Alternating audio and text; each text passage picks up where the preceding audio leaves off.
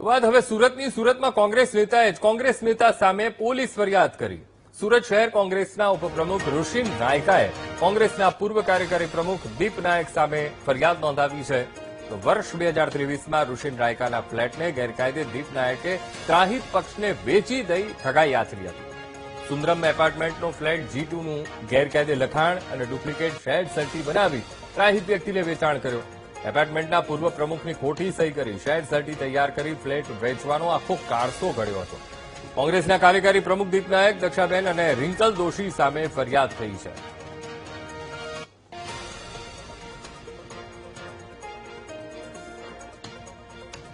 સુરતના પાર્લે પોઈન્ટ વિસ્તારમાં આવેલ સુંદરમ એપાર્ટમેન્ટમાં બોગસ સહી સિક્કા કરીને જમીન અને કે ઘર પચાવી પાડવાનો આખો કારસો સામે આવ્યો છે।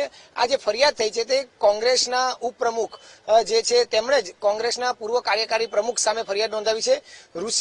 ઋષિન રાયકા જે છે તેમણે જે પૂર્વ કાર્યકારી પ્રમુખ જે દીપ નાયક છે તેમની સામે ફરિયાદ નોંધાવી છે। ત્યારે આપણી સાથે ઋષિન રાયકા જોડાયા છે, તેની સાથે વાત કરીશું। ઋષિનભાઈ, પૂર્વ કાર્યકારી પ્રમુખ તમારા જ સંગઠનના દીપ નાયક સામે આપણે એક ફરિયાદ નોંધાવી છે, ગંભીર પ્રકારની ફરિયાદ છે, શું છે આખો મામલો? એ પૂર્વ કાર્યકારી પ્રમુખ છે, અમે સાથે હતા ત્યારે અમારે એમની સાથે એક ફ્લેટ મેં વેચાણ લીધેલો હતો। 2023માં મને ફ્લેટ વેચાણ આપેલો હતો, પરંતુ એ ફ્લેટ કેન પ્રકારે નહીં આપવા માટે ને પચાવી પાડવા માટે બોગસ શેર સર્ટી ઉભા કરેલા હતા, જેના આધારે મેં ફરિયાદ અરજી કરેલી હતી। અરજીના આધારે જેની જે જૂના પ્રમુખની બોગસ સહી કરેલી છે તેના આધારે ફરિયાદ દાખલ થઈ છે।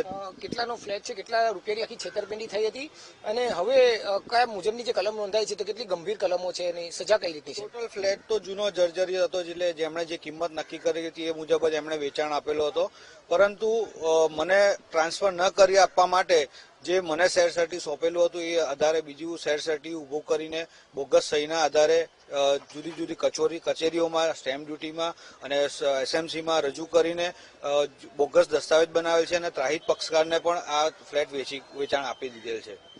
દીપ નાયક તો કોંગ્રેસના સારા એવા શહેરના નેતા છે, કાર્યકારી પ્રમુખ રહી ચૂકેલા છે, તમે તો અત્યારે ઉપપ્રમુખ છો, તમે બંને તો સંગઠનમાં બહુ સારી રીતે કામ કર્યું છે, તો છતાં એકબીજા સાથે જ આ રીતના છેતરપિંડી કરી નાખવી કેટલી ગંભીર? સંગઠનમાં કામ કરવું અલગ વસ્તુ છે, વેચાણ કરવું, વેચાણ લેવું અલગ વસ્તુ છે।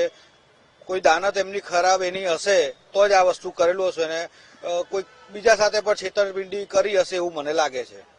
બિલકુલ, એટલે આ હતા કોંગ્રેસના અત્યારે ઉપપ્રમુખ છે ઋષિન નાયકા અને કોંગ્રેસના કાર્યકારી પ્રમુખ એવા દીપ નાયક સામે તેમે છેતરપિંડી એટલે કે બોગસ દસ્તાવેજ કરીને મકાન પચાવી પાડવાની આખી ગંભીર ફરિયાદ નોંધાવી છે, જેમાં ઉમરા પોલીસ સ્ટેશનમાં આ ફરિયાદ નોંધાતા હવે આગળની તપાસ ઉમરા પોલીસે શરૂ કરી છે। કેમેરામેન સરજુ પારેખ સાથે ધ્રુવ સોમપુરા, VTV ન્યૂઝ, સુરત।